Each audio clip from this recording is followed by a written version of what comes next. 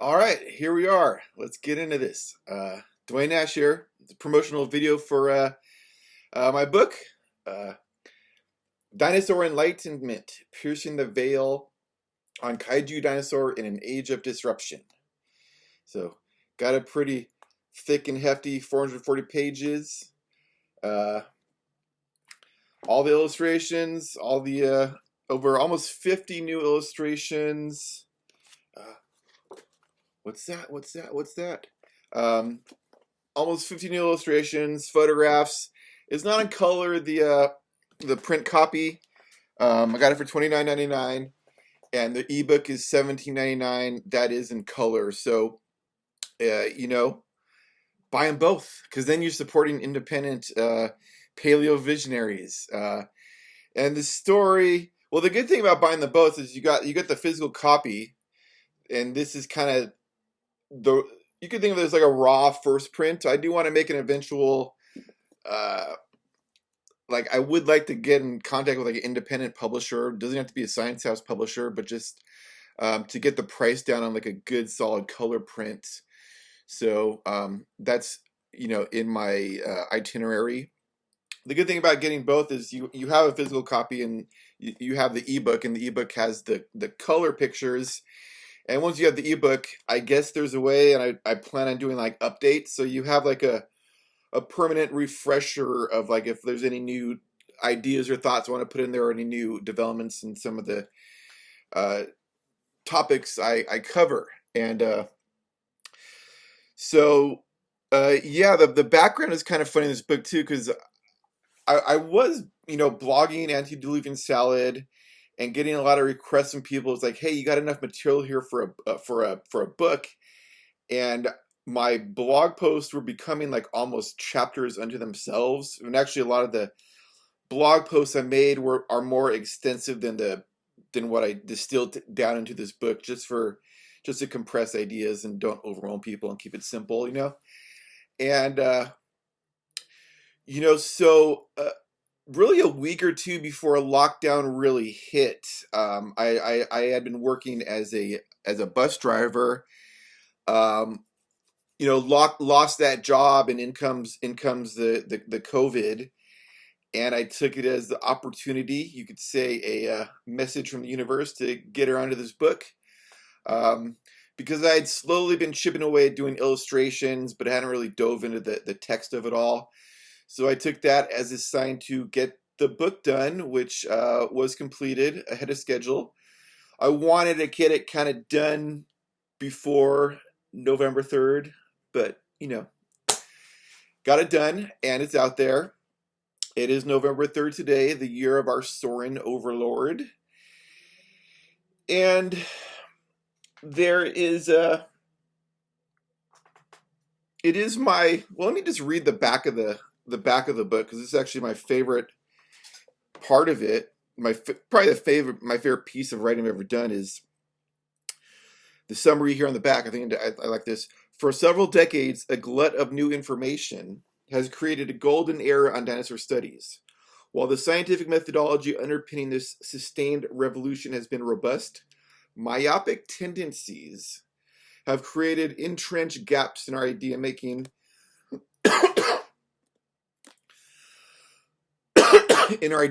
and narrative creation. This book is a bold attempt to fill in some of these narrative blank spots, oftentimes in strange, unexpected, and utilitarian ways.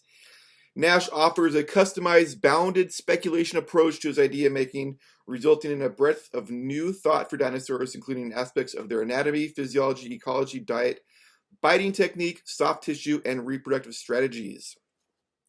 Not since Robert Bacher's Dinosaur Heresies has the dinosaur book offered such a bold, compelling, vast, and visceral shotgun blast to not only dinosaur establishment, but academia and the neoliberal culture underpinning. Nash seamlessly blends the kaiju archetypal sensibility of dinosaurs with their biological and ecological reality, but suggests this blending is not only unavoidable, but ultimately useful. Dinosaur Enlightenment is a book that can be seen on many levels and in many directions all at once. And in an era of ecological, environmental, social, and political disruption, Dinosaur Enlightenment offers the hint of an unexpected but strangely familiar path forward, piercing the veil on Kaiju Dinosaur in an age of disruption. So, yeah, I like that little summary of the book, and that kind of covers my bases. Again, 20 chapters. I just get right into it. All killer, no filler. I'm going into T-Rex, going into my Night Stalker, filling that out, and really bringing it on home that I think that this is the correct assessment of T-Rex as at least in the adult morph, a specialist nocturnal forager that had a operating system dedicated toward detecting and infiltrating other sleeping dinosaurs in the night, and it would go about its life, and its lifestyle was arranged in this way to maximize its predatory success as a night stalker. In that first chapter, I also introduced my bounded speculation approach, and I go into where I think we are in the kind of evolution of going from the dinosaur heresies. And what a lot of people don't realize is there was actually kind of a mini revolution, and I actually I discussed an issue of National Geographic where the kind of wild free-for-all, you might say, of the dinosaur heresies gave away to the more of a measured, I call it like a scientific maturation of dinosaur studies, where it wasn't so much about making bold proclamations and speculative vistas, but really trying to measure these in a concrete scientific way. And so where I think now, and I kind of see the all yesterday's book and movement, kind of a reappraisal of speculation and paleontology. That was the book by Darren Naish and Memo Kozman and John Conway. It's kind of a stopgap, is kind of a opening the door again on like, well, speculation is always going to be a part of paleontology, and it's asking the question, I think in my mind, what is that role, and how can we better blend them together, the kind of hard, rigorous primary data with more of speculation and imaginative kind of vistas. And so, I say we're kind of working that out, and I think we're in the dinosaur enlightenment period. It's a distinct phase that is going to increasingly have a marriage about views like mine that maybe a lot of people consider fringe, but I think the science is catching more and more up to what I was pointing to on Anti-Diluvian Salad. And that was also a strange, surreal aspect of writing this book, is that publications and stuff kept coming out during the book, bolstering many of my ideas. And maybe it's just the simulation kind of winking at me. I don't know. But that was, just writing in lockdown was surreal in itself, and I didn't shy away from commenting upon the energy and the movements of our times. This will be a controversial part of the book, because I do take a very unorthodox view and long range view of how things are going, and that's going to point towards future books. I'm going to leave it up to you to filter those out in the book and meet them however you want to meet them. It is a challenging book, and it's going to confront you in ways you might not be familiar with, might not be comfortable with. It is not a placeholder book in paleontology by any measures. I don't really go into the background of like it's not like a chapter on like evolution or the fossil record. I just kind of jump right into it. And if you're kind of a newbie to these topics, or you want to understand them, that should all be outsourced to the internet at this point. So I didn't really go into like, understanding sedimentary rocks or, evolution. I just assume a baseline knowledge on my readers, and if they want to become informed, know what I'm talking about, I try to not use as much jargon as I can, so that people could, if they're not familiar with the topic or idea, it's it's a Google click away. Another constant theme throughout this book is the idea of this kaiju dinosaur archetype, and how that's a useful way, I think, where the science and because kaiju is, the Godzillas and the big monsters, the strange beasts, have always had kind of a dinosaur element to them. And what I'm saying is that the actual science and potential ways of understanding how these animals impacted, lived with, and affected their environment and vice versa, you're better off working from the headspace of a kaiju giant beast that manipulates environments, affects environments, distributes and releases carbon, sequesters carbon throughout the environment, and really disabusing yourself of any contemporary schema based on like just thinking of dinosaurs as large mammals or even as large reptiles or even as large birds, because their reproductive strategy for the most part is dissimilar from a lot of derived birds, but some of the more basal birds, they have there's some and I talk about that especially with a lot of the mega bird beast I refer to as. So this archetypal imagery is used a lot, and I also string a narrative weave throughout the story, pointing out to commonalities between us. We're an aberrant, we're a very strange primate, and so there's an anthropological aspect of the book too.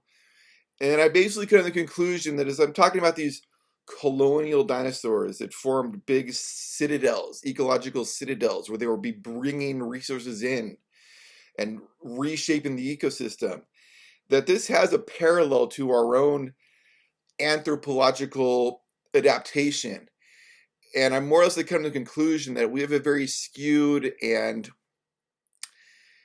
I think we're incorrect in our assessment of our own species. I think we're fundamentally a colonial species that makes an encampment or a citadel. We have a home, and so the hunting and gatherer kind of mythos and scheme is actually something we can fall back into, but is actually our natural tendency is towards forming encampment citadels, societies.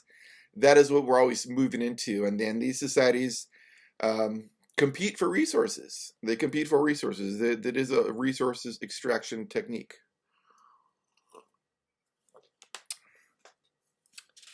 So yeah, there is an anthropological, there's a psychological aspect of the book too, as far as I'm talking about how certain dinosaurs have we've given them these like vaunted, these big, they can only be described as like making monster mythos into reality. And I give this a very Carl Jung, a very archetypal treatment. I've discussed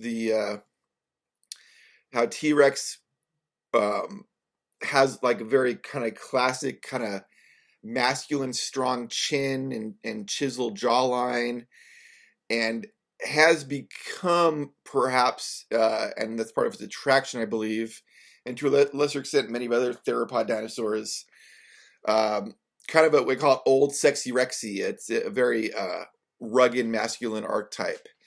On the contrast, I suggest that the dromies, referred to as raptors most popularly, but I don't like that term, and I get into why I don't like that term in the book. But dromies, the Velociraptor, Deinonychus, Utah raptor, Clever Girl from Jurassic Park, has a very fielded kind of feminine aspect, like they're a feminine archetype.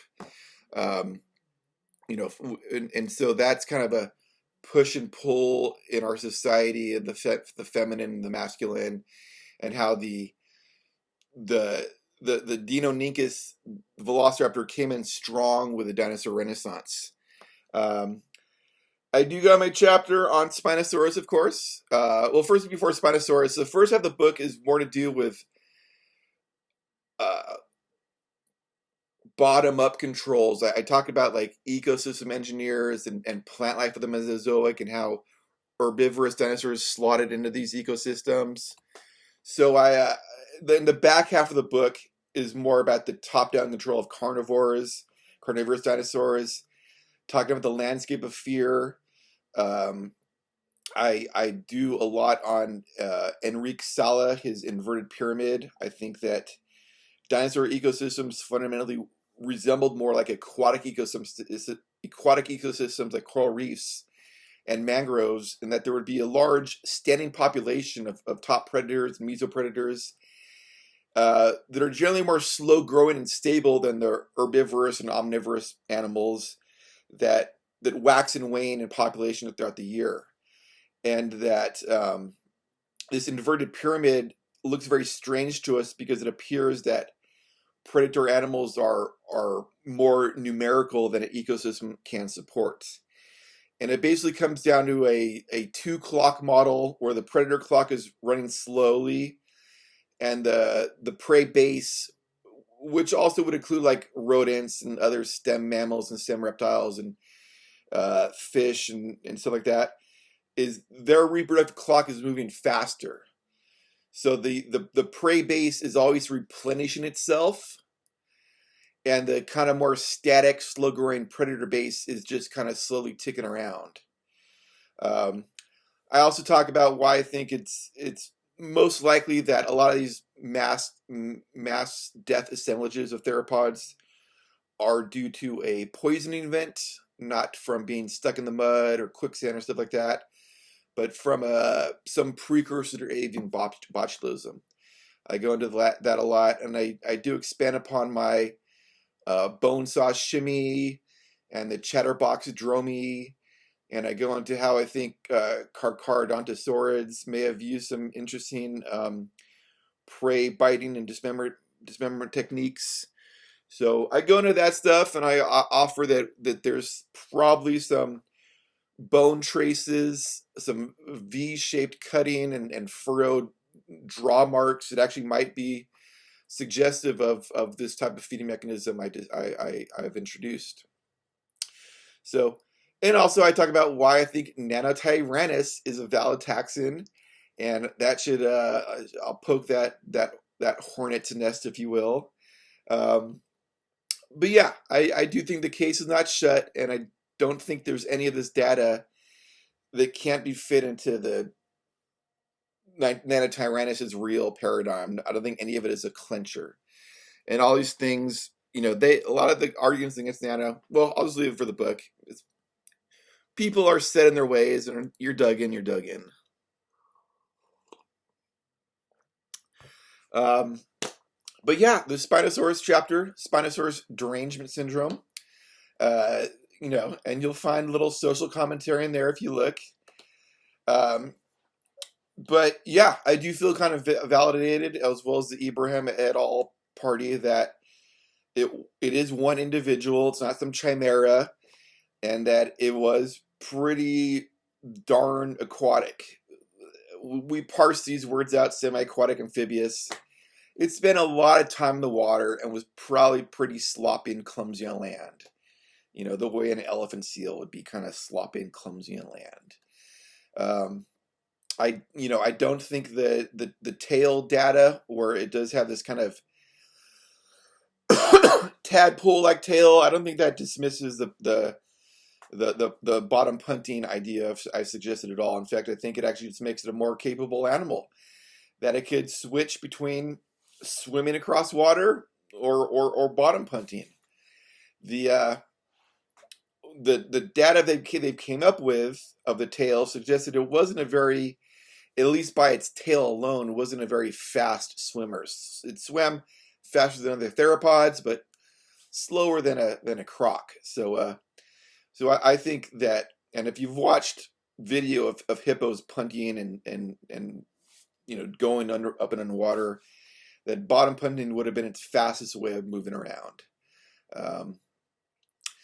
And I also, again, as I do in the chapter on sauropods, I discuss how these large aquatic predators are more or less like, I call them guardians of the carbon cycle, how they kind of collect carbon in the slosh between terrestrial and oceanic realms and a lot of these big rivers.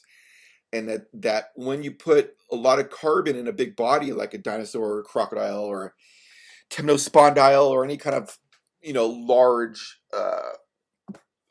any of these large amphibious kind of tetrapods, that you put that carbon in there and it stays there for a while. And even when that animal dies, chances are that that carbon gets reabsorbed by other large animals. It gets scavenged. So this is a way, so putting large animals back in the landscape, I'm very much in favor of as a way to mitigate and bring about a more holistic and functional Earth environment. I think the environments are very impoverished.